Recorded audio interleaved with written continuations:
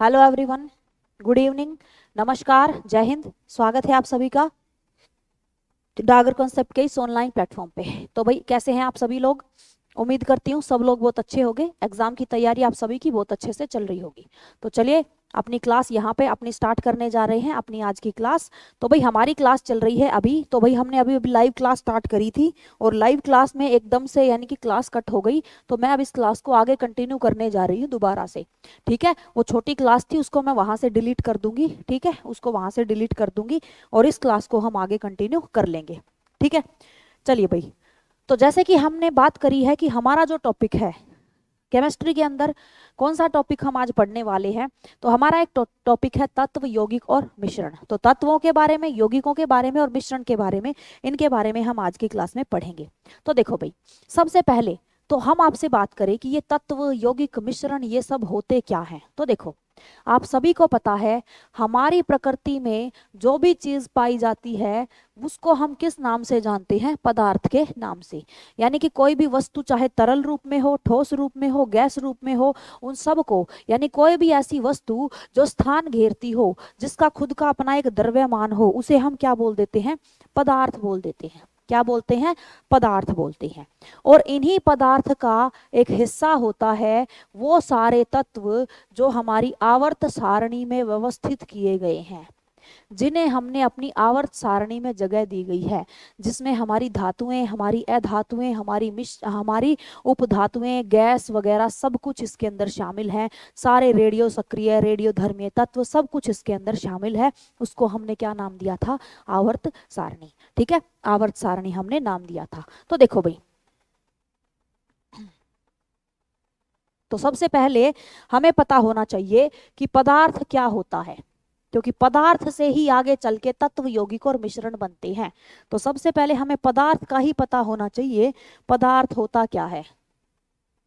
तो प्रकृति में पाई जाने वाली प्रत्येक वह वस्तु जिसका स्वयं का कोई द्रव्यमान है, जिसका कोई मास है, खुद का कोई वजन है और वो थोड़ा बहुत स्थान भी घेरती हो, उन सब को हम किस श्रेणी में रख देते हैं? पदार्थ की श्रेणी में। यानी कि प्रकृति की प्रत्येक वस्तु, प्रकृति की प्रत्येक वस्तु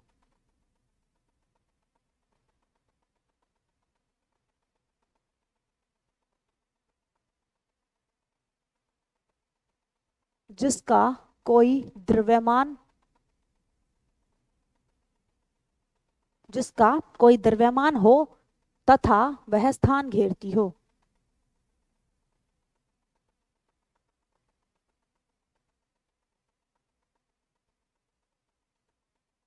क्या कहलाएगी? अपना पदार्थ कहलाती है। जैसे आपके आसपास जो भी चीजें हैं, मेरे हाथ में ये मार्कर है, आपके हाथ में जो फोन है, आपके पास जो किताब है, जो पेन है, जिस जगह पे आप बैठे हो, आपका खुद का शरीर, आपके आसपास की वस्तुएं, ये सारी चीजें अगर आप देखोगे तो ये कुछ ना कुछ स्थान तो जरूर घेरती हैं। और इनमें एक वजन भी होता है, इनका अपना एक द्रव्यमान भी है, एक भार भी है। तो प्रकृति की प्रत्येक वह वस्तु जिसमें कुछ ना कुछ वजन हो, जिसका कुछ ना कुछ मास हो, द्रव्यमान हो और जो स्थान भी घेरे, उन सब को हम किस श्रेणी में रख देते हैं? पदार्थ की श्रेणी में। किस में रखते हैं?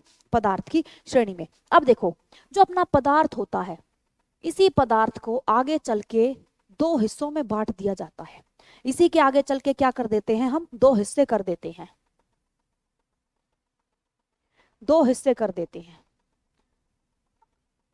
एक तो होगा पहला हिस्सा जिसे हम नाम देंगे शुद्ध पदार्थ, जिसे हम नाम क्या देंगे? शुद्ध पदार्थ, जो कि प्योर मैटर होती है, शुद्ध पदार्थ। ठीक है, और दूसरा होगा जिसे हम नाम देंगे अशुद्ध पदार्थ। ठीक है, शुद्ध पदार्थ और हमारा अशुद्ध पदार्थ, इन दोनों को हम नाम दे देंगे। आप कहोगे शुद्ध पदार्थ, अशुद्ध पदार्थ तो हमें कुछ समझ में कम आया, आप बताओगे थोड़ा थोड़ा और एग्जाम्पल दो, इनके क्या कुछ होते हैं। तो देखो, हमारी प्रकृति में पाए जाने वाली कोई भी ऐसी वस्तु जिसमें किसी अन्य तत्व की मिलावट ना हो, जो बिल्कुल शुद्ध अवस्था हो, जो खुद में वजूद रखती हो, जिसमें किसी दूसरे का थोड़ा बहुत भी अणु परमाणु ऐड ही ना हो। जैसे आप सभी मान लीजिए आपकी ऑक्सीजन होती है, ऑक्सीजन जिसे हम लिखते हैं O2 से, इसका मतलब है ऑक्सीजन के दो परमाणु मिलकर ऑक्सीजन गैस का एक अणु बनाते हैं। इसका मतलब इसे बनाने में किसी दूसरी प्रकार के अणु की जरूरत पड़ी ही नहीं है। इस कारण ये किस अवस्था में पाई जाएगी? शुद्ध अवस्था में। आपसे बात कर दी जाए नाइट्रोजन की, नाइट्रोजन, नाइट्रोजन का मतलब है एक ही जैसे अणु परमाणुओं ने जुड़ के इसका निर्माण किया है, तो ये कैसा है? शुद्ध तत्व। यानी वो प्रत्येक तत्व जिसमें किसी अन्य गैस का, अन्य धातु का, अन्य अधातु का, किसी भी अन्य का कोई मिश्रण ना हो, उसी को हम क्या बोल देते हैं? शुद्ध पदार्थ। क्या बोल देंगे? शुद्ध पदार्थ। अब देखो, अब यहां से फिर शुद्ध पदार्थ को भी दो भागों में बांट दिया जाता है। ये चार्ट आप ऐसे के ऐसे बना लेंगे भाई, एज इट इज आपको बनाना है अपनी कॉपी के अंदर कि हमारा जो शुद्ध पदार्थ होता है आगे चल के उसे भी दो भागों में बांट दिया जाता है।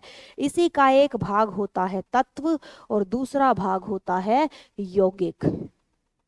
क्या होगा? यौगिक। तो एक भाग तो होगा तत्व और दूसरा भाग होता है यौगिक। और अशुद्ध पदार्थ का कोई भाग, बस इसको एक ही भाग में बांटा गया है और इसका भाग होता है आपका मिश्रण। इसका भाग क्या होगा? आपका मिश्रण।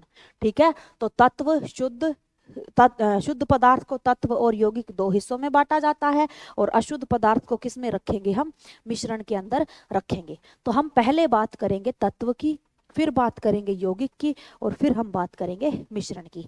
याद रखेंगे मिश्रण और यौगिक से क्वेश्चन आपकी आर्मी कई बार पूछती है। ठीक है, मिश्रण से तो पूछ ही लेती है, बस पूछती आसानी क्वेश्चन है आपसे, सिंपल से क्वेश्चन पूछेगी। हवा किसका उदाहरण है? ठीक है, हवा किसका उदाहरण है? पानी में घुली चीनी किसका उदाहरण है? इस तरह से इजी इजी आपसे पूछती है।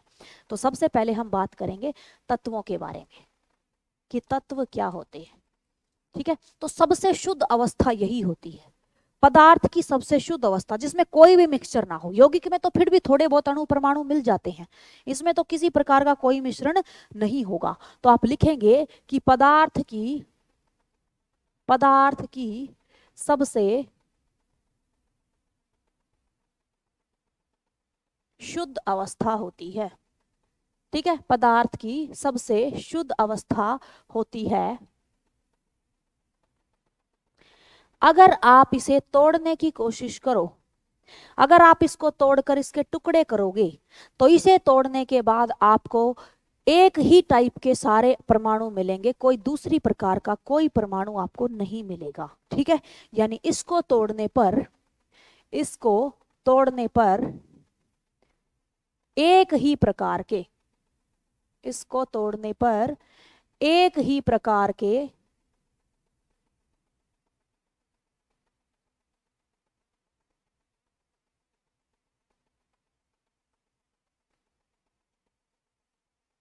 परमाणु मिलते हैं। ठीक है, एक ही प्रकार के परमाणु प्राप्त होते हैं, कोई दूसरा प्राप्त नहीं होगा आपको। ठीक है, एक ही प्रकार के परमाणु आपस में जुड़े हुए होते हैं। अब देखो इसके उदाहरण, आपको उदाहरण पता होने चाहिए कि तत्व के उदाहरण दो हमें। तो देखो भाई, सीधी बात है, आवर्त सारणी में आपके जो भी पाए जाते हैं, स्पष्ट रूप से आपकी आवर्त सारणी में जो भी 118 आपको दिखाई देते हैं वो सारे के सारे क्या हैं? तत्व हैं। जैसे कि आपका हीलियम। अब हीलियम क्या है? एक गैस है। हीलियम क्या है? एक गैस है। अब हीलियम के बहुत सारे अणु जब आपस में जुड़ जाएंगे तो बहुत सारी गैस बना देंगे। अगर मैं कहूं कि इस हीलियम को अलग अलग कर दो तो आप कहोगे मैम H अलग कर दिया, E अलग कर दिया, तो अलग कैसे कर दोगे? अलग नहीं कर सकते, क्योंकि ये हीलियम एक ही गैस का मॉलिक्यूल होता है। ये तो इसका सिंबल है जिसमें दो का इस्तेमाल किया गया है, तो आप हीलियम को क्या नहीं कर सकते? अलग नहीं कर सकते। और अलग करोगे तो हीलियम के एक कण को दूसरे से जब अलग करोगे तो हीलियम ही आपको प्राप्त होगी, कोई दूसरा तत्व आपको प्राप्त नहीं होगा। जैसे मैं बात करूं ऑक्सीजन की, ऑक्सीजन के इन दोनों अणुओं को तोड़ोगे तो ऑक्सीजन के ही दो परमाणु आपको मिलेंगे, कोई दूसरा तत्व आपको नहीं मिलेगा। ठीक है, हम हाइड्रोजन की बात करें तो हाइड्रोजन को भी तोड़ोगे तो क्या मिलेंगे? H, दो H आपको प्राप्त हो जाएंगे। नाइट्रोजन की बात करूं 2n आपको प्राप्त हो जाएंगे।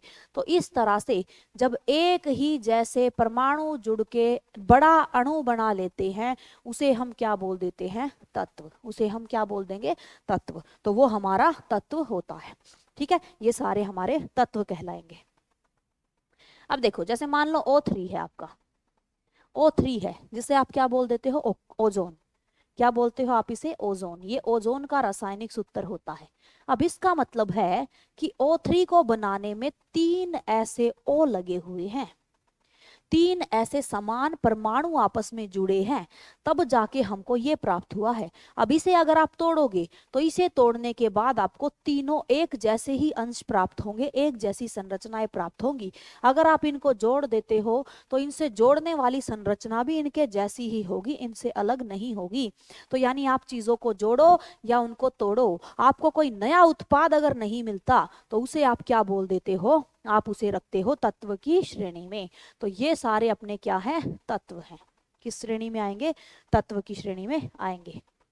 उसके बाद दूसरा हम बात करेंगे यौगिक। क्या बात करेंगे, यौगिक। यौगिक क्या होते हैं, तो देखो यहां तक तो ये पदार्थ की सबसे शुद्ध अवस्था थी। अब यहां पे क्या होगा, दो या दो से अधिक तत्व किसी रासायनिक अभिक्रिया से जुड़कर एक नया उत्पाद बना देते हैं। यहाँ पे कुछ नया उत्पाद नहीं बन रहा था, क्योंकि यहाँ पे जैसे अणु थे, जैसे परमाणु थे, अणु और परमाणु एक ही जैसी संरचना के थे, तो उनका आकार विकार सब एक जैसा था। परंतु यहाँ पे क्या होता है, दो या दो से अधिक तत्व आपस में जुड़कर एक नया उत्पाद बना देते हैं। जैसे अगर मैं हाइड्रोजन के दो अणुओं को ऑक्सीजन के हाइड्रोजन के दो परमाणुओं को ऑक्सीजन के साथ अभिक्रिया करा दूं तो मुझे एक नई संरचना प्राप्त हो जाएगी, जिसे हम क्या नाम दे देते हैं, जल। क्या नाम दे देते हैं, जल। ठीक है, क्या नाम देंगे, जल। तो यहां मैंने दो को आपस में जोड़ दिया। अगर मैं कार्बन की ऑक्सीजन के साथ अभिक्रिया करा दूं तो मुझे प्राप्त हो जाएगी कार्बन मोनोऑक्साइड। अगर मैं कार्बन के एक परमाणु के साथ ऑक्सीजन के दो परमाणुओं की अभिक्रिया करा दूं तो मुझे प्राप्त हो जाएगी कार्बन डाइऑक्साइड। अगर मैं सोडियम की अभिक्रिया क्लोरीन के साथ करवा दूं तो मुझे प्राप्त हो जाएगा साधारण नमक। यानी कि ये भी एक अलग तत्व है, ये भी एक अलग तत्व है, और जब इन दोनों तत्वों की मैं करा दूं रासायनिक अभिक्रिया तो इनकी अभिक्रिया करवाने के बाद एक नया उत्पाद बनेगा, और वही नया उत्पाद हमारा क्या कहलाता है, यौगिक। क्या कहलाता है, यौगिक। अब पिछली क्लास याद करो, कल की क्लास, कल की क्लास में हमने कार्बन के अपर रूप पढ़े थे और कार्बन के यौगिक पढ़े थे। जहां पे याद रखना आपने पढ़ा था CH4, जिसे हमने क्या बोला था, मीथेन। यानी ये कार्बन का यौगिक है। इसका मतलब कार्बन ने किसी और तत्व के साथ मिलकर अभिक्रिया कर ली, और अभिक्रिया करने के बाद एक नया उत्पाद प्राप्त हो गया, जिसे हमने क्या नाम दिया था, यौगिक। याद करो, CHCl3 जिसे हमने क्लोरोफॉर्म आंसर दिया था, जिसे हमने क्या नाम दिया था, क्लोरोफॉर्म नाम दिया था। इसका मतलब है कार्बन ने हाइड्रोजन और क्लोरीन दोनों के साथ अभिक्रिया कर ली, एक नया उत्पाद हमें प्राप्त हो गया, और इसी नए उत्पाद को हमने क्या नाम दे दिया, यौगिक नाम दे दिया। ठीक है, यौगिक नाम दे दिया। C2H2 याद होगा ना आपको, C2H2 यानी कार्बन के दो परमाणुओं ने हाइड्रोजन के दो परमाणुओं के साथ रासायनिक अभिक्रिया कर ली, एक नया उत्पाद बन गया, और उसी उत्पाद को हमने क्या नाम दे दिया, कार्बन का यौगिक। ठीक है, तो यही अभिक्रिया होती है यौगिकों के अंदर, जब दो तत्व, क्योंकि आप सभी को पता है, ये जितने भी उदाहरण मैंने आपके सामने लिखे हैं ये सारे के सारे आवर्त सारणी में पाए जाने वाले उदाहरण हैं। कार्बन आवर्त सारणी का हिस्सा है कि नहीं है, हाइड्रोजन आवर्त सारणी में पाया जाता है, पहले नंबर पे ही होता है, कार्बन छठे नंबर पे होता है, ऑक्सीजन सातवें नंबर पे है आपका। ठीक है, यानी सोडियम है, आप सभी को पता है, आप सभी को पता है सोडियम आवर्त सारणी में पाया जाता है, क्लोरीन आवर्त सारणी में होती है, हाइड्रोजन आवर्त सारणी का हिस्सा है। यानी सारे के सारे आवर्त सारणी के दो या दो से ज्यादा तत्व रासायनिक अभिक्रियाओं से जुड़ के जब एक नया तत्व बनाते हैं, उसी तत्व को हम क्या नाम दे देते हैं, यौगिक नाम दे देते हैं। ठीक है, तो एक बार हम इसको मिटाते हैं और फिर इन चीजों को अब लिखते हैं अपने परिभाषा के रूप में। ठीक है, चलिए, यानी याद रखेंगे यौगिक बनाने के लिए रासायनिक अभिक्रिया होना जरूरी है। भौतिक रूप से इनको मिक्स नहीं किया जाता, रासायनिक अभिक्रिया दोनों के बीच में होती है और उसके बाद दो चीजें आपस में जुड़ती हैं। तो लिखेंगे दो या दो से अधिक, दो या दो से अधिक, दो या दो से अधिक तत्वों के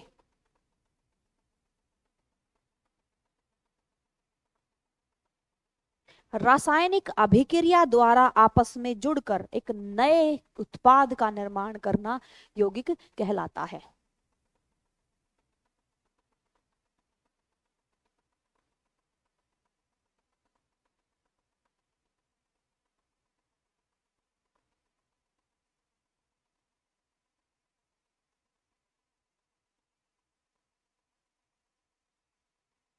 ठीक है, नए उत्पाद बनाना क्या कहलाएगा? यौगिक। अब आप ये देखो, अगर मैं यौगिकों को तोड़ दूं, जैसे हमने इनको तोड़ा, ऑक्सीजन को मैंने तोड़ा तो मुझे दो O ही मिलेंगे, यानी दो ऑक्सीजन के ही परमाणु मिलेंगे। हाइड्रोजन को तोड़ा तो दोनों हाइड्रोजन के ही परमाणु मिलेंगे, नाइट्रोजन को तोड़ा तो दोनों नाइट्रोजन के ही परमाणु मिलेंगे, यानी नया मुझे कुछ नहीं मिला।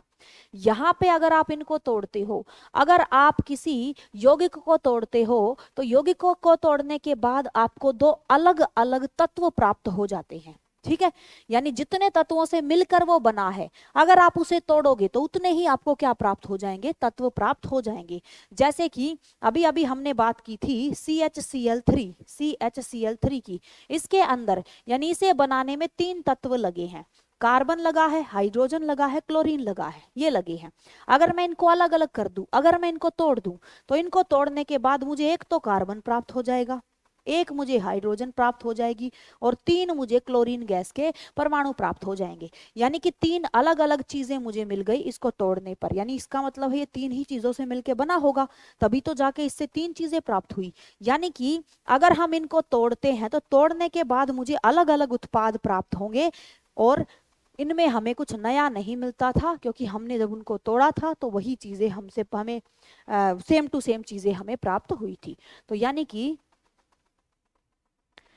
इनको, अब इनको अगर आपको अलग करना है, अगर आप इनको अलग करना चाहते हो तो आप इनको या तो रासायनिक अभिक्रिया करवा के ही अलग कर सकते हो या फिर कुछ भौतिक पद्धतियों के द्वारा भी अलग किया जा सकता है। यानी कि भौतिक और रासायनिक दोनों प्रक्रियाओं के द्वारा इनको अलग किया जाएगा। जैसे मान लो, जैसे मान लीजिए आपकी ऑक्सीजन गैस है, ऑक्सीजन गैस को बनाने में दो ऑक्सीजन के परमाणु जुड़े हुए हैं, उन दोनों को अलग अलग करना है। तो उन दोनों को अलग अलग करने के लिए मैं अपने हाथ से तो छांट के उनको अलग अलग नहीं कर सकती, उनको मैं छांट के तो ले भाई ऑक्सीजन का ये एक पकड़ो, एक ये पकड़ो, दोनों अलग अलग कर दिए, मैं हाथ से छांट के नहीं कर सकती।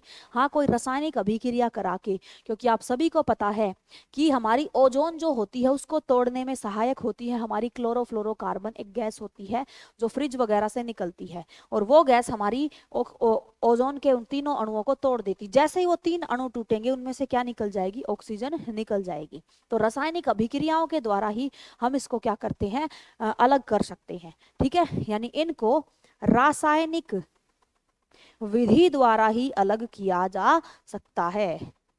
ठीक है, रासायनिक विधि द्वारा अलग कर सकते हैं। अब जैसे मैं आपको बोल दूं कि भाई नमक जो आपका होता है जिसे आप NaCl बोलते हो, मैं आपको बोल दूं कि भाई इस NaCl में से ना सोडियम को अलग कर दो, क्लोरीन को अलग कर दो, तो आप रासायनिक अभिक्रिया यानी लैब में इनकी केमिकल रिएक्शन करवा के तो भले ही अलग कर दो, लेकिन हाथ से छांट के, हवा में बरसा के, छान के, वाष्पीकरण से, उधर्वपातन से, हिमांक से, गलनांक से, इनसे आप इनको अलग नहीं कर पाओगे। तो याद रखेंगे कि इस विधि द्वारा, इसे इनको रासायनिक विधि द्वारा अलग किया जा सकता है।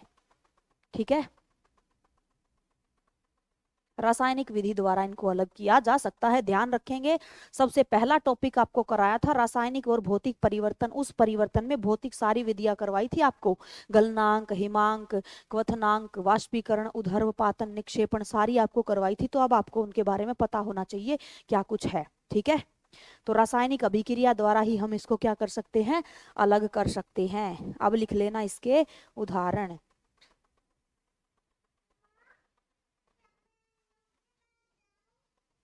इसके उदाहरण क्या क्या हैं?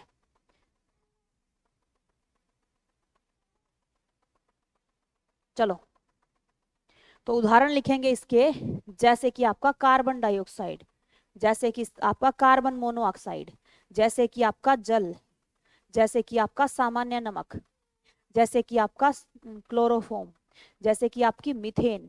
ये सारे के सारे क्या हैं आपके? ये सारे के सारे हैं आपके यौगिक। ठीक है, ये सारे के सारे आपके यौगिक हैं, तो आप इसको याद रखेंगे। ठीक है, आप इसको याद रखेंगे। ठीक है,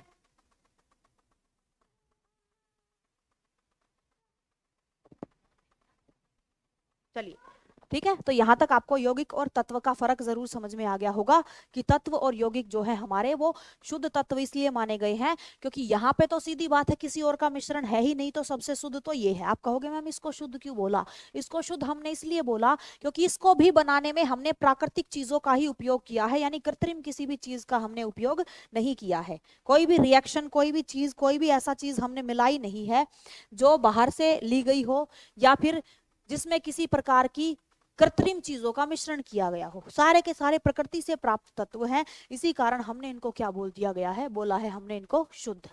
ठीक है, अब आते हैं हम अपने अगले के ऊपर, जिसे हम बोलेंगे मिश्रण। नेक्स्ट क्या है अपना? मिश्रण, मिक्सचर। अब देखो भाई, मिश्रण में क्या होता है? शुद्ध तो है नहीं, इसका मतलब इसके अंदर प्राकृतिक चीजों के साथ साथ कुछ कृत्रिम चीजें भी मिलाई जाएंगी, मिश्रण भी होगा, और चीजों को यूं ही मिला देंगे हम किसी भी अनुपात में। ठीक है, किसी भी अनुपात में मन करेगा तो उनको मिला दिया जाता है। ठीक है, तो आप लिखेंगे कि मिश्रण क्या होता है। सबसे पहले आप बताएंगे कि तत्व और यौगिकों को किसी भी अनुपात में, यानी तत्व और यौगिकों का जो एक मिला जुला स्वरूप होता है, आप उनको मिला दो, तो उनके मिलने के बाद जो आपको प्राप्त होगा उसी को आप क्या बोल देते हो? मिश्रण बोलते हो। ठीक है, क्या बोलते हो? मिश्रण। तो वे अशुद्ध द्रव जो दो या दो से अधिक विभिन्न प्रकार के, लिख लेते हैं इसमें।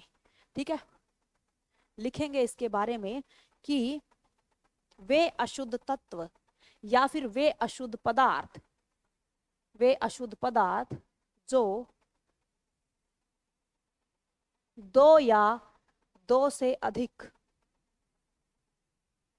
जो दो या दो से अधिक, जो दो या दो से अधिक विभिन्न प्रकार के, दो या दो से अधिक विभिन्न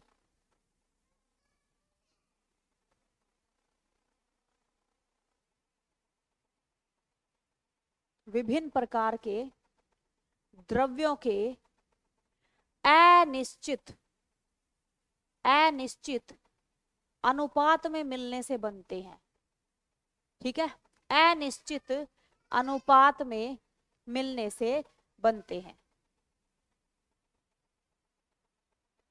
ठीक है भाई, जो दो या दो से अधिक पदार्थों के अनिश्चित अनुपात में, यानी कोई निश्चित है ही नहीं। जैसे कि आप पिछले में यौगिक में बात करो, निश्चित था कि जल बनाना है तो हाइड्रोजन के दो ही लेने पड़ेंगे आपको, ऑक्सीजन का एक ही अणु लेना पड़ेगा। अगर थोड़ा बहुत भी हाइड्रोजन की संख्या में वृद्धि कर दोगे, ऑक्सीजन की संख्या में वृद्धि कर दोगे, तो जल नहीं प्राप्त होगा। आपको जल प्राप्त करना है तो उसको इस निश्चित अनुपात में ही मिलाना पड़ेगा।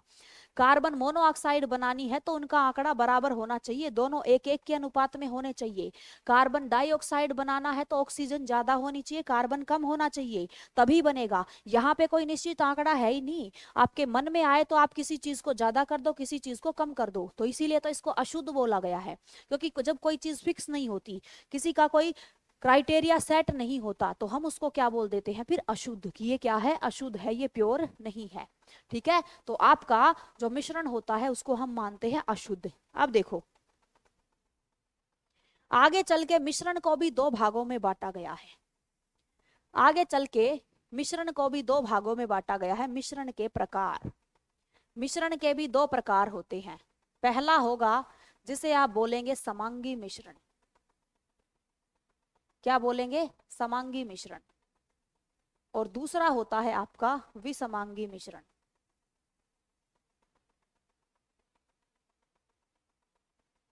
ठीक है, समांगी मिश्रण, और विसमांगी मिश्रण। अब आपको समांगी और विसमांगी के नाम से ही ये चीज थोड़ी सी आपके दिमाग में सेट हो गई होगी कि समांगी का मतलब क्या है, विसमांगी का मतलब क्या है। तो देखो, वो तत्व जिसका, यानी वो घोल, वो मिश्रण जिसका आप कहीं से कोई भी हिस्सा उठा लो, उसके प्रत्येक हिस्से में सारे अणु बराबर बराबर मिश्रित होंगे। देखो, जैसे कि मान लीजिए ये एक टंकी है, मान लीजिए ये एक टंकी भरी हुई है पानी की, और इस भरी हुई पानी की टंकी में ये इस तरह से पानी भरा हुआ है, ठीक है। अभी जब तक इस टंकी में पानी भरा हुआ है, पानी क्या है, एक यौगिक है। पानी तो एक यौगिक है, पानी को तो हम मिश्रण नहीं बोलेंगे। मैंने क्या किया, इस पानी के अंदर घोल दी चीनी, ठीक है। मैंने इसमें क्या घोल दी, चीनी। अब चीनी भाई आवर्त सारणी का हिस्सा तो नहीं है, चीनी तो आवर्त सारणी का हिस्सा नहीं है, चीनी तो अपना कोई तत्व नहीं है, तो एक कृत्रिम चीज है। कृत्रिम चीज हमने किसी शुद्ध चीज में मिला दी, तो अब शुद्ध नहीं रहा, उसमें आ गई मिलावट, और जहां मिलावट होती है उसी को हम क्या बोलते हैं, मिश्रण। यानी अब ये एक मिश्रण बन चुका है। जब तक ये सादा पानी था तब तक तो ये था एक यौगिक, लेकिन जैसे ही इसमें चीनी मिला दी गई, अब ये हो चुका है मिश्रण। अब मैंने चीनी को इस टंकी में बराबर घोल दिया, पूरी चीनी टंकी में घुल चुकी है। अब अगर मैं आपको कहूं कि भाई मुझे चलो एक गिलास पानी देना, मीठा पानी दे देना मुझे, तो चाहे मैं पानी को टंकी के गिलास को मैं चाहे टंकी में इधर से भरूं, चाहे मैं अपने गिलास को यहां से भरूं, चाहे मैं इधर से भरूं, चाहे मैं टंकी के बीचों बीच से भरूं, चाहे इस कोने से भरूं, यानी मैं टंकी के किसी भी हिस्से से गिलास भरूं, गिलास में आपको बराबर मिठास देखने को मिलेगी, बराबर मिठास आपको देखने को मिलेगी, ठीक है। मिठास आपको बराबर देखने को मिलेगी। तो यही मिश्रण समांगी मिश्रण कहलाता है, जिसमें किसी भी पदार्थ के प्रत्येक हिस्से में मिली हुई चीजें समान हो, कहीं ज्यादा कहीं कम ना हो, समान रूप से मिली हुई हो, उन्हीं को हम क्या बोलते हैं, समांगी मिश्रण, ठीक है। बराबर मिठास हो। लेकिन अगर मान लो मैंने इसमें चीनी ना घोल के इसी टंकी में घोली होती मिट्टी, ठीक है। मान लो मैंने इसमें चीनी ना घोल के इसी टंकी में घोला होता मिट्टी को, क्या घोल दी होती, मिट्टी। जब तक ये टंकी में पानी था तब तक ये पानी क्या था, यौगिक। मैंने इसमें घोल दी मिट्टी, क्या घोल दी, मिट्टी। अब मिट्टी घोलते ही क्या होगा, आप खुद ही बताओ। रेत पानी में पूरी तरह से तो कभी भी नहीं घुलता। रेत आप जब तक हिलाते रहोगे टंकी में, वो घूमता रहेगा घूमता रहेगा घूमता रहेगा। जैसे ही आप उसको हिलाना बंद कर दोगे, थोड़ी देर बाद सारा रेत जाके नीचे तली में जम जाएगा। कहाँ जम जाएगा, नीचे तली में, यहाँ इधर तली में रेत जम जाएगा। तली में रेत ज्यादा है, ऊपर रेत है नहीं। अब कोई मुझे बोले कि चलो ग्लास भर के दिखाओ, तो भाई आप सभी को पता है, अगर मैं नीचे से ग्लास भर के लाऊंगी तो उसमें मिट्टी ज्यादा होगी, बीच से ग्लास भरूंगी उसमें मिट्टी कम होगी, और ऊपर से अगर ग्लास भरूंगी तो हो सकता है वहां पे मिट्टी बिल्कुल नाम मात्र की हो, ज्यादा देखने को ही ना मिले। तो देखो, चीज में अंतर समझो, फर्क समझो। चीजें दोनों जगह पे कृत्रिम ही मिलाई गई हैं, परंतु एक चीज ऐसे मिक्स हो गई कि कहीं से भी भरो बराबर ही मात्रा आपको प्राप्त होगी, कहीं अंतराल नहीं देखने को मिलेगा। एक चीज ऐसी होगी जिसमें आपने कहीं पे ज्यादा कहीं पे कम, इस तरह के मिश्रण में कोई चीज होती है, तो उनको हम क्या बोलते हैं, विसमांगी, ठीक है। उसको हम क्या बोलेंगे, विसमांगी। तो समांगी क्या होते हैं, जिसमें कोई भी मिक्सचर जो है वो समान मात्रा में मिला हो, और विसमांगी जिसमें कोई मिक्सचर असमान मात्रा में मिला हुआ हो, ठीक है। चलिए, तो अब हम बात करते हैं। भाई उम्मीद करती हूं आपको ये समांगी और विसमांगी का फर्क समझ में आया होगा, क्या फर्क इनके बीच में होता है, ठीक है। तो वह मिश्रण जिसके प्रत्येक भाग, वह मिश्रण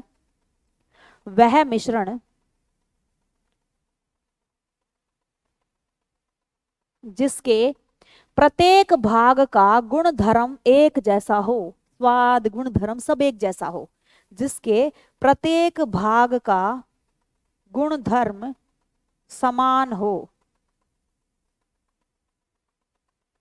गुण धर्म समान हो, वो कौन सा मिश्रण कहलाएगा, आपका समांगी मिश्रण। कौन सा मिश्रण कहलाएगा, समांगी मिश्रण। दूसरा आपको याद रखना है इसके उदाहरण, इसके उदाहरण याद रखने हैं, जैसे कि आपका चीनी व पानी का घोल, चीनी व पानी का घोल, जैसे कि आपका पानी व नमक का घोल, पानी व नमक का घोल।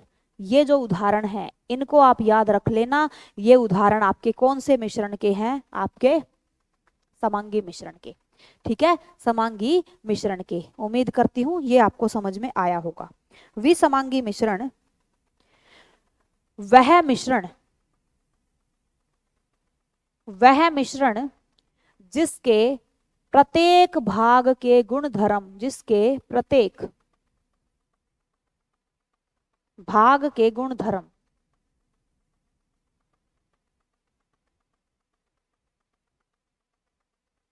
विपरीत हों। ठीक है, विपरीत हो, कहीं कम कहीं ज्यादा, उसे हम कौन से मिश्रण में रखेंगे? विसमांगी मिश्रण में। और इसका उदाहरण लिख लेंगे, जैसे कि आपके तेल व पानी का मिश्रण, तेल व पानी का घोल। भाई तेल में पानी घोलते हो तो आप सभी को पता है हमेशा क्या हो जाता है? पानी तो नीचे चला जाएगा, तेल पानी के ऊपर परत बना लेता है। ऊपर की तरफ पानी ज्यादा, ऊपर की तरफ आपका तेल ज्यादा, नीचे की तरफ तेल बहुत कम। ठीक है, तो तेल व पानी का घोल। ठीक है, आपका पानी व रेत का घोल। ठीक है, पानी व रेत का घोल, ये आपका विसमांगी मिश्रण के उदाहरण होते हैं। ठीक है, आपके विसमांगी मिश्रण के उदाहरण है।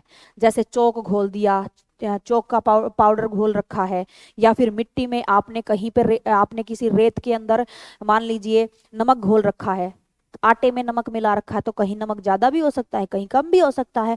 वो कौन सा घोल है? आपका विसमांगी मिश्रण। कौन सा मिश्रण होता है? विसमांगी मिश्रण। ठीक है, तो यहां तक आपको समझ में आया होगा समांगी मिश्रण और विसमांगी मिश्रण के बारे में। अब देखो कुछ अन्य उदाहरण लिखेंगे हम मिश्रण के, मिश्रण के अन्य उदाहरण। क्या लिखेंगे? अन्य उदाहरण, जहां से आर्मी क्वेश्चन पूछती है। पहला, आपकी वायु एक क्या है? मिश्रण। क्योंकि वायु में आप सभी को पता है नाइट्रोजन 78%, ऑक्सीजन 21% है, कार्बन डाइऑक्साइड 0.03% है। ठीक है, 0.03% है। इसके अंदर कुछ जल वाष्प भी होती हैं आपकी, इसके अंदर धूल मिट्टी के कण भी होते हैं। तो अब आप ये बताइए कि ये कैसा क्या है? ये एक वायु एक क्या है? मिश्रण ही तो है, क्योंकि नाइट्रोजन गैस है 78% मान लेते हैं। धूल मिट्टी के कणों का आंकड़ा क्या फिक्स है? कभी कम कभी ज्यादा। क्या जलवाष्प की संख्या सीमित है? क्या जलवाष्प की मात्रा सीमित होती है? नहीं होती। कभी बारिश के सीजन में आर्द्रता ज्यादा होती है तो गर्मी के सीजन में आर्द्रता कम होती है। तो आपकी वायु जो है वो किसका उदाहरण है? वायु उदाहरण होती है मिश्रण का। ठीक है, वायु किसका उदाहरण है? मिश्रण का। उसके अलावा आपकी मिट्टी, मिट्टी किसका उदाहरण है? मिश्रण का। आप कहोगे मिट्टी कैसे है? तो भाई मिट्टी में आपको क्या नहीं मिलता? मिट्टी में आपको उत्पाद मिलेंगे। जैसे मिट्टी की उर्वरकता बढ़ाने वाले जितने भी अपने तत्व होते हैं, जैसे नाइट्रोजन हो गया, फास्फोरस हो गया, पोटेशियम हो गया, ये सारे मिट्टी में होते हैं कि नहीं होते? क्या उनका आंकड़ा फिक्स है? कोई जमीन ज्यादा उपजाऊ है इसका मतलब वहां पे नाइट्रोजन भरपूर है, कोई जमीन कम उपजाऊ है इसका मतलब नाइट्रोजन की कमी है। ठीक है, आपकी पेड़ पौधे के पत्ते जिसे हम ह्यूमस बोल देते हैं, कहीं पे ज्यादा कहीं पे कम। कहीं की मिट्टी में पानी को धारण करने की क्षमता ज्यादा होती है, कहीं की में कम होती है, यानी मिट्टी भी तो एक मिश्रण है। तो क्या है? मिट्टी आपका एक मिश्रण है। उसके साथ साथ आपकी मिश्र धातुएं, ध्यान रखेंगे जितनी भी आपकी मिश्र धातुएं हैं वो सारी मिश्र धातुएं आपकी किसके अंतर्गत आती हैं? मिश्रण के अंतर्गत। आप कहोगे मिश्रण के अंतर्गत, बिल्कुल बिल्कुल। ठीक है, लेकिन कैसा मिश्रण होगा? समांगी मिश्रण। क्योंकि आपने मान लीजिए पीतल बनाना है, आपको बनाना है पीतल, तो पीतल को बनाने के लिए आप क्या करोगे? तांबा मिलाओगे और क्या मिलाओगे? जिंक मिलाओगे। तांबा और जिंक मिलाओगे। अब मैं आपसे बोलूं कि भाई तांबे के कितने दाने मिलाओगे, जिंक के कितने दाने मिलाओगे, क्योंकि आप सभी को पता है कॉपर और जिंक दोनों एक प्रकार के तत्व हैं जो आवर्त सारणी का हिस्सा हैं। क्या आप कभी भी पीतल का रासायनिक सूत्र लिख सकते हो? मैं आपको बोलूं पीतल का रासायनिक सूत्र लिख दो, तो क्या आप अपनी मर्जी से ऐसे कुछ बना सकते हो? CuZn या फिर Cu2Zn3, पता है आपको कॉपर के कितने मॉलिक्यूल लगेंगे, जिंक के कितने? बोलोगे मैम आज तक तो कभी नहीं सुना। कभी नहीं सुना होगा, और चाहे आप लोग कितना भी गूगल पे सर्च कर लो, कहीं पे भी ढूंढ लो, आपको पीतल का कोई ऐसा रासायनिक सूत्र नहीं मिलेगा, क्योंकि पीतल यौगिक है ही नहीं। पीतल क्या है? एक मिश्रण है। कैसा मिश्रण है? समांगी मिश्रण है, यानी कि इन दोनों को मिक्स कर दिया गया है।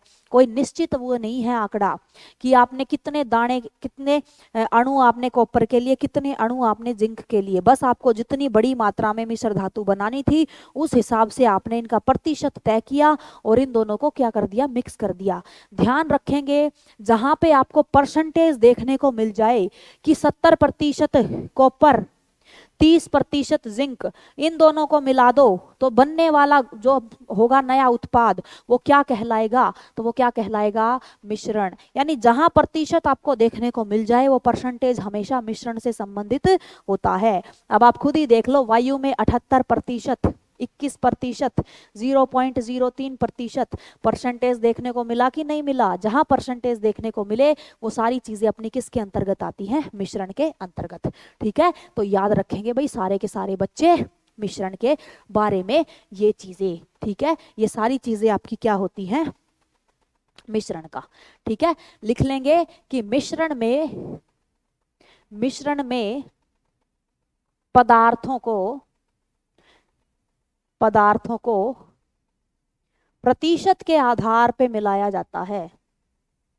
प्रतिशत के आधार पर मिलाया जाता है। ठीक है भाई, आधार पर मिलाते हैं। मिश्रण को अलग अलग करना हो तो आप क्या कर सकते हो? भौतिक पद्धतियों का इस्तेमाल कर सकते हो। आपको पानी में से नमक अलग करना है तो क्या करो? पानी को उबाल के वाष्प बन के उड़ा दो, पानी वाष्प बन के उड़ जाएगा, फिर पानी की वाष्प का कर लो संघनन, वो बूंदे आपको अलग प्राप्त हो जाएंगी और बर्तन में तली में आपको नमक की परत जमी हुई मिल जाएगी। यानी नमक और पानी को आपने क्या कर दिया? अलग कर दिया। ठीक है, तो इसी तरह से आप यानी कि भौतिक विधियों द्वारा मिश्रण को अलग किया जा सकता है। ठीक है, भौतिक विधियों द्वारा इन्हें अलग कर सकते हैं।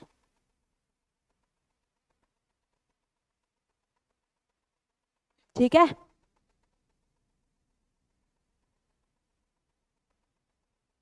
ठीक है भाई, इन्हें क्या कर सकते हैं? अलग कर सकते हैं। तो ये था आपका क्या? आपका मिश्रण। यहां तक आपको कोई दिक्कत मेरे हिसाब से नहीं आई होगी। ठीक है, किसी को कोई दिक्कत नहीं आई होगी। अब देखो, अब तक हमने जितनी भी बात करी उसमें हमने मिश्रण को ठोस, द्रव, हर एक चीज में, यानी ठोस में द्रव भी मिला दिया था, क्योंकि आपने पानी की बात की थी, हमने पानी में चीनी मिलाया था तो पानी तो था तरल, और हमने उसमें जो चीनी मिलाई थी वो थी ठोस, यानी वह बाद में वो उसमें मिक्स हो गई। पानी में नमक मिलाया था। लेकिन अगर मान लीजिए हम कुछ ऐसा करें कि तरल में तरल मिला दे, गैस में गैस मिला दे, ठोस में ठोस मिला दे, तो एक ही यानी कि एक पदार्थ की एक ही अवस्था को मिक्स करके जब हम कुछ नया बनाते हैं तो उसे आप क्या कहते हो? मिश्रण तो वो है, मिक्सचर तो वो है, पर उसे हम नाम क्या देंगे? उसे हम नाम क्या देंगे? ये क्वेश्चन आप लोगों को पता होना चाहिए। ठीक है, चलिए तो अब आगे बात करेंगे। एक छोटी सी बात होती है आपकी विलयन। ठीक है, एक शब्द होता है आपका विलयन।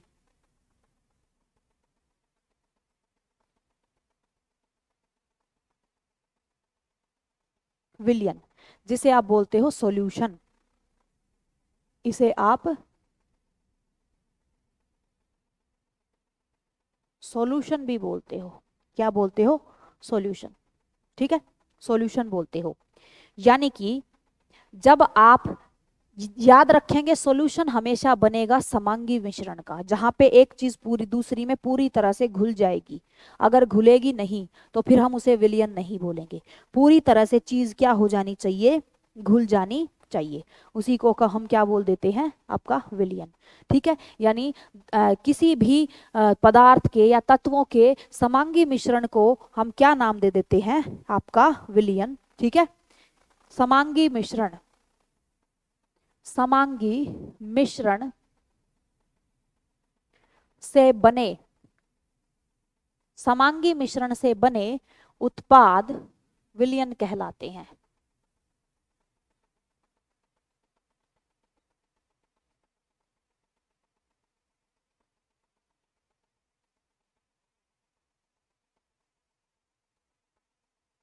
ठीक है भाई, क्या कहलाते हैं आपके, विलयन कहलाते हैं। तो आप सबको ये बात अच्छे से समझ में आ गई होगी भाई मेरे हिसाब से। समांगी मिश्रण है तो यानी उसमें क्या होगा, विलयन। अब देखो विलयन, यानी कि इसका एक उदाहरण करते हैं हम, अभी अभी अभी उदाहरण करते हैं। जैसे हमने अभी बात की थी समांगी मिश्रण की, जैसे मैंने पानी लिया था, क्या लिया था मैंने, पानी। क्या लिया था मैंने, पानी।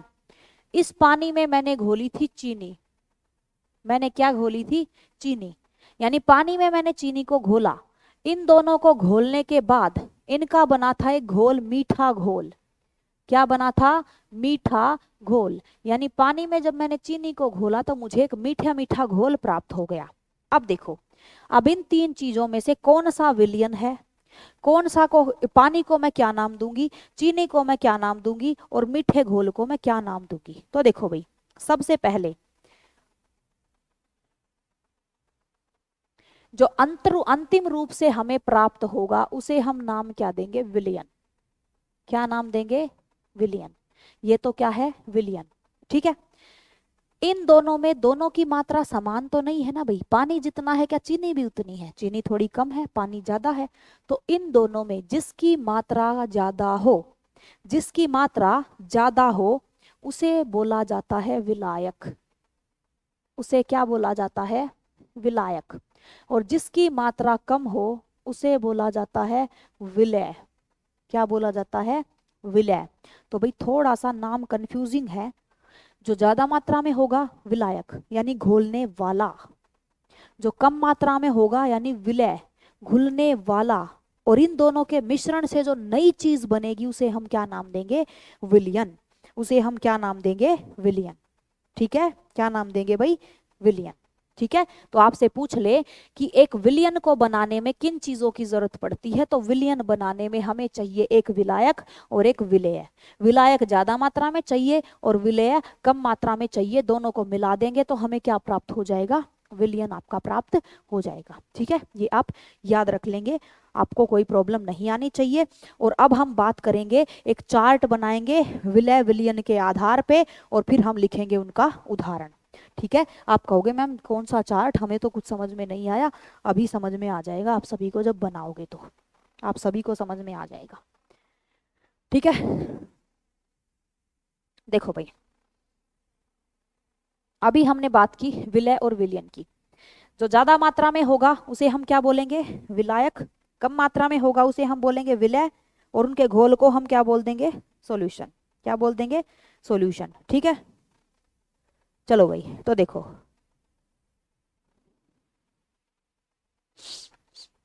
आपसे एक उदाहरण यहां से पूछा जाता है, पायसीकरण। पायसीकरण में क्या क्या चीजें आपस में मिली हुई होती हैं। ठीक है, यानी पायसीकरण में क्या क्या चीजें आपसे मिली हुई होती हैं। तो आप चार्ट बनाओगे, एक सारणी बनानी है। अगर आप ठोस को ठोस में मिला दो, ठोस को ठोस में मिला दो, ठोस में मिक्स कर दिया ठोस को, तो फिर आपको जो उत्पाद रूप में प्राप्त होगा उसे आप बोलेंगे सॉलिड सोल। क्या बोलेंगे आप उसे, सॉलिड सोल। थोड़ा नजदीक कर देती हूँ क्योंकि फिर उदाहरण भी लिखने हैं भाई, इनके उदाहरण भी लिखने हैं।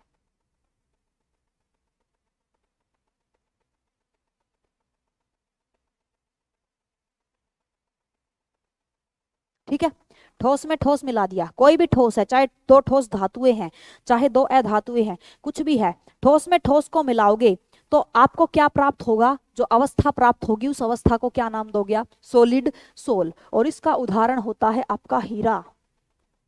आपके जितने भी रत्न पत्थर होते हैं, नीलम हो गया, रूबी हो गया, ये सारे, यानी जितने भी रत्न पत्थर हैं वो सारे के सारे किसका उदाहरण है? सॉलिड सोल का उदाहरण होते हैं।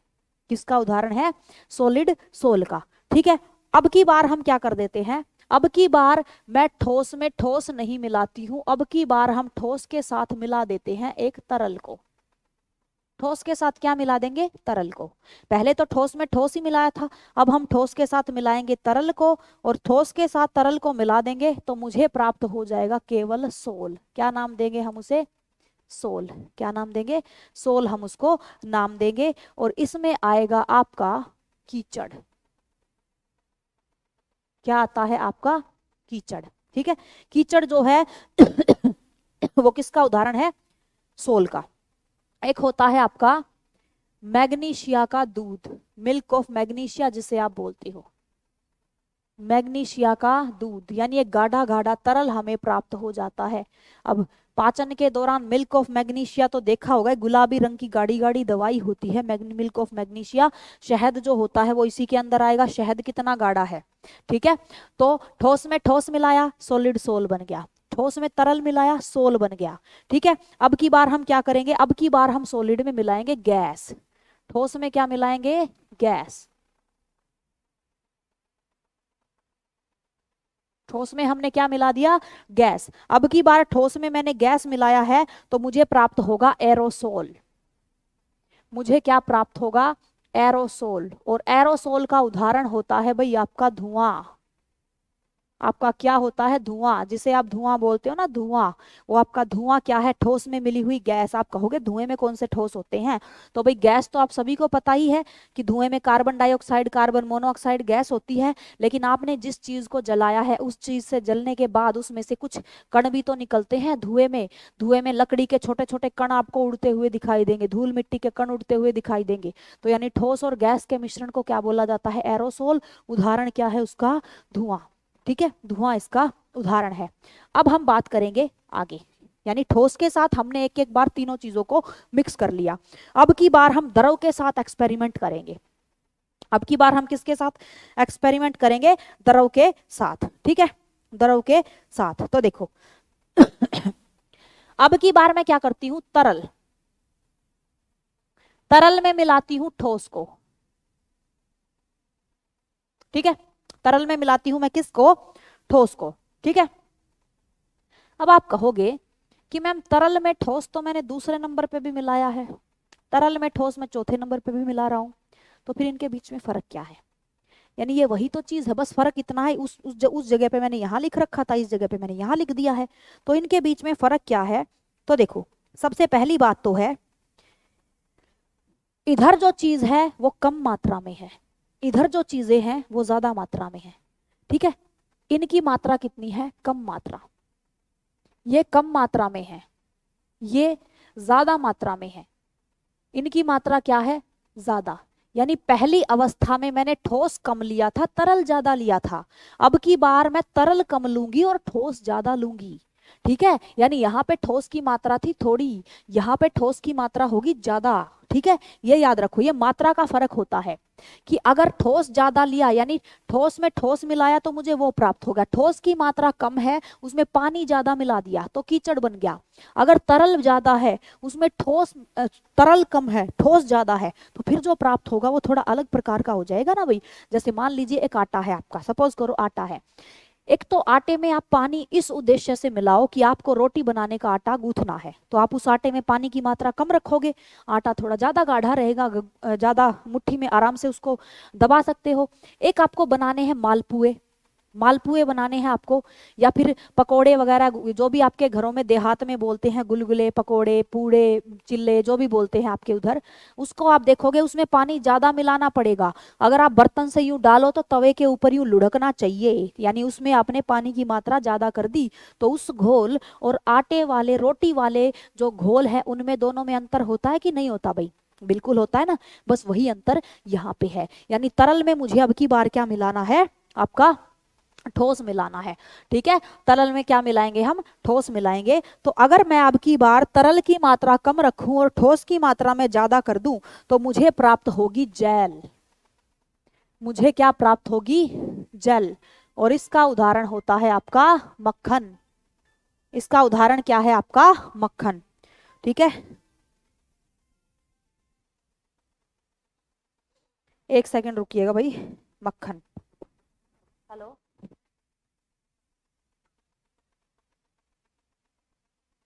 हेलो, नमस्कार भाई।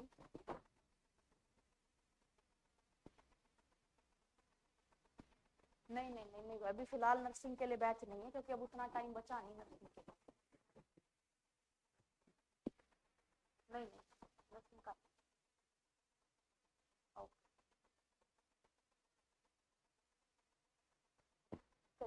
सॉरी, अर्जेंट फोन आ गया था उसके लिए। तो आज इस टॉपिक को खत्म ही करेंगे भाई, ठीक है। क्लास चाहे 1 घंटे की चले, 1.5 की चले, कितनी भी चले, इस टॉपिक को आज पूरा ही करेंगे। ठीक है, तो ये आपको समझ में आ गया होगा, ये था अपना जेल। अब की बार मैं क्या कर देती हूँ, दोनों जगह तरल कर दूंगी। तरल में तरल ही मिलाना है मुझे, ठीक है। तरल में तरल ही मिलाना है। कम वाली चीज भी तरल अवस्था में होगी, ज्यादा वाली चीज भी तरल अवस्था में होगी। और यहां से फिर जो मुझे प्राप्त होगा उसे आप क्या नाम दोगे, पायस। इससे जो प्राप्त होगा उसे आप क्या नाम दोगे, पायस। क्या नाम दोगे, पायस। और पायस का उदाहरण होता है रक्त व दूध। रक्त व दूध। अब आप खुद ही समझ जाओगे, दूध से क्वेश्चन पूछा जाता है कि नहीं, दूध किसका उदाहरण है। ऑप्शन में देंगे पायस का, जल का, एरोसोल का, सोल का। तो भाई दूध किसका उदाहरण है, पायस का, क्योंकि यहाँ पे प्रोटीन और वसा मिश्रित करी जाती है, दोनों की दोनों तरल अवस्था में ही होती हैं, और उनको फिर हम क्या बोल देते हैं, पायस। तो इस तरह से क्वेश्चन यहाँ से पूछा जाएगा। अब की बार हम क्या करेंगे, अब की बार हम तरल में गैस को मिश्रित करेंगे। अब की बार मैं तरल में मिश्रित कर देती हूँ, किसको, गैस को। ठीक है, तरल में मैं मिश्रित किसको कर देती हूँ, गैस को। अब गैस मैंने मिश्रित करी तो यहां से भी मुझे प्राप्त होगा एरोसोल ही। यहां से मुझे क्या प्राप्त होगा, एरोसोल। ठीक है, यानी तरल में गैस मिलाते हैं, चाहे कम मात्रा में मिलाएं या ज्यादा मात्रा में मिलाएं, वहां से मुझे क्या प्राप्त होगा, एरोसोल ही प्राप्त होगा। इसके उदाहरण याद रख लेना। यहां से जो उदाहरण होगा आपको प्राप्त होगा, एक तो बादल, जो बादल बनते हैं, बादल जो बनते हैं वो बादल, और एक आपकी फोग, धुंध होती है ना भाई, धुंध। धुंध, जो धुंध गिरती है, अब सर्दियों में तो धुंध गिर ही रही होगी ना। तो धुंध और बादल किसका उदाहरण है, एरोसोल का। धुआं भी किसका उदाहरण है, एरोसोल का। बस फर्क इतना है कि धुएं में ठोस के कण थोड़े कम होते हैं, सॉरी इसमें, यानी धुएं में ठोस के अंदर गैस मिली हुई थी, इसके अंदर तरल के अंदर गैस मिली हुई है। ठीक है, बस फर्क ये है, और कोई फर्क यहाँ पे नहीं है।